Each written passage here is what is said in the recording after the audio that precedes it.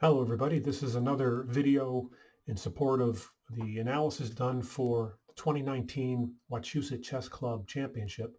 This is a round 6 game between Dave Couture and Roger Cappallo. By this point, neither player would contend for the championship, but in any case, they played a fairly interesting game. So let's get into it. Dave, playing white, opened with c4, and with the uh, master database browser on the right here, you can see that a lot of the play is fairly balanced. White tends to get an advantage. Maybe there are a lot of draws. And here, uh, there are several moves available to white. And by the time we get down to this first tension where Dave presents d4 and Roger plays qc7, the engine likes this by about a pawn for white. No materials exchanged, so it's just a positional benefit. And Dave played what is claimed to be an inaccuracy, but I think it demonstrates what the game became and what it might have become.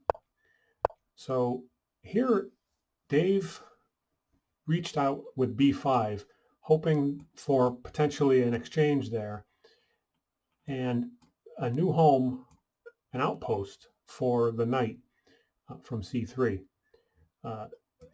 Obviously, in the game, Roger declined and instead pinned this knight on e2.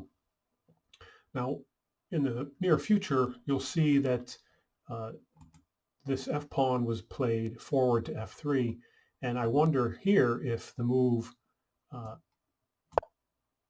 h3 was more appropriate with the follow-up idea of king h2 if needed.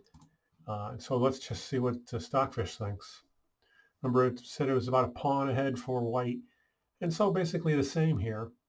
Now, the reason I was looking at this is, if the king can get over here onto h2 and support this h3 pawn, it's going to take some work for this knight or the other knight to get over here to g5 to add pressure to it. And so it's a pretty safe home.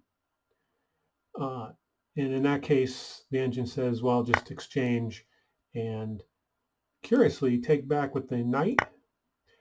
That raises another question, which we'll get to, is that now that you can see all this space back to the main line, all this space that Dave has gained with his pawns, and how far into the black side of the board that he reaches and affects.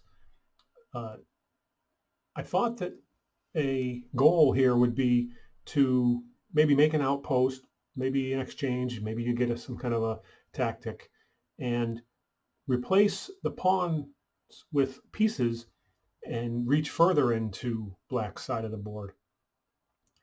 And toward that end, Dave decided to support that outpost, and theoretically he can trade off this pawn and have a half-open b file. Instead, Roger relieves some of the tension, and I think that is a good move because already you can see that it diminishes a little bit of this reach and strength that these pawns have reaching into the black side. Dave's space is just diminished a little. This is a mistake according to the engine, but you might wonder how is it saying that taking the pawn is best. You might see, that the knight takes back with tempo on the queen, or it even says that rook takes b5 is a better move. I don't know how that is. Maybe bishop comes over the a file. There's threats against the d pawn. I don't know. But what Dave did instead of trying to resolve some of this tension and maybe open up the lines on the queen side is he played bishop f4 to bring along the threat of c5, which would be a lever against the d6 pawn, which is pinned to the queen. And so Roger needs to do something about this. First, he starts with putting a second attacker through this e7 knight onto the e2 knight, which in a sense holds this knight in protection in defense of the e2 knight, or requires a rook to come over, or the queen can get out of the way, at which point this knight can move around the board. So Dave went ahead with the lever, and according to the engine, this move, knight to c8, is a mistake, and the better move would be to just get out of the way with the queen. And difference is about a couple of pawns. Knight to c8 was over 2 pawns worth of on the analysis, and instead queen to d8 was under a pawn, so basically 2 pawn difference. If Dave had a chance, I suppose he now takes the d pawn. Now see, now it's counterintuitive. I suppose it causes the knight to go to somewhere better. No, not there.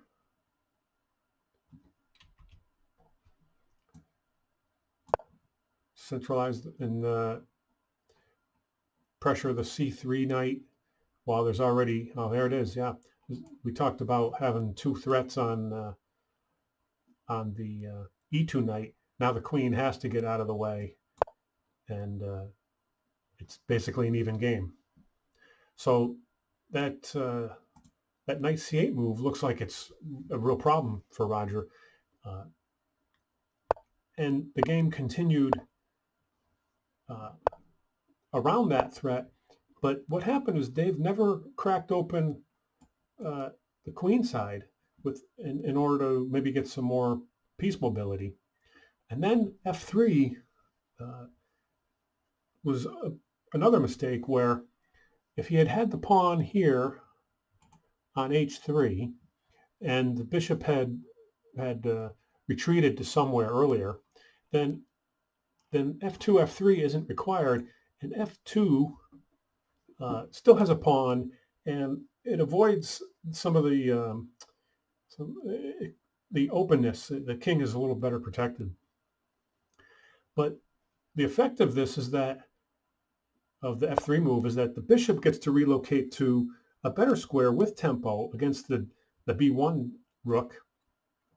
And I think a good move here was Dave played it to the center of the board in support of the queen on the d file, such that if they opened up, then maybe there'd be some trades along the d file. Maybe the queens come off.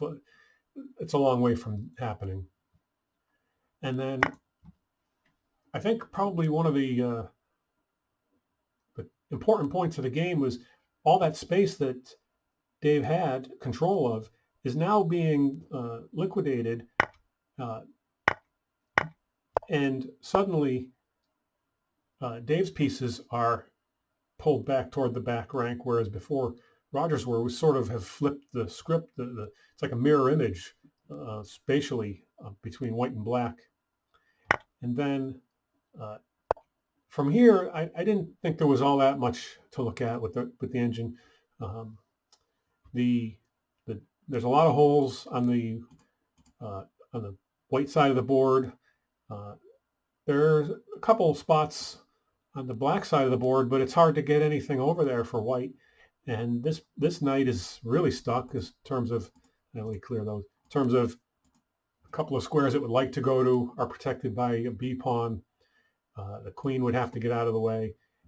And Roger does probably the right thing in terms of just trading off defenders of the king.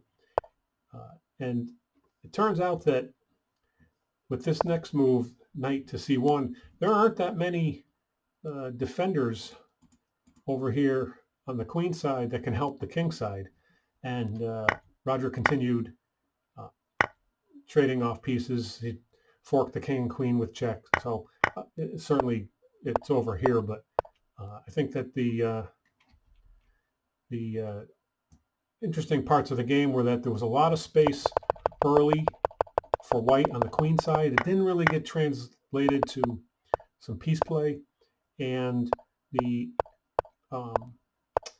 F3 push caused white to have to reposition pieces that may have been used, like his rook, for a queenside pressure, and that never came. And then eventually, black pushed back and was able to make use of some tactics of an undefended kingside. So there you have it. That's round 6 game, and one more to go in round 7. Thank you.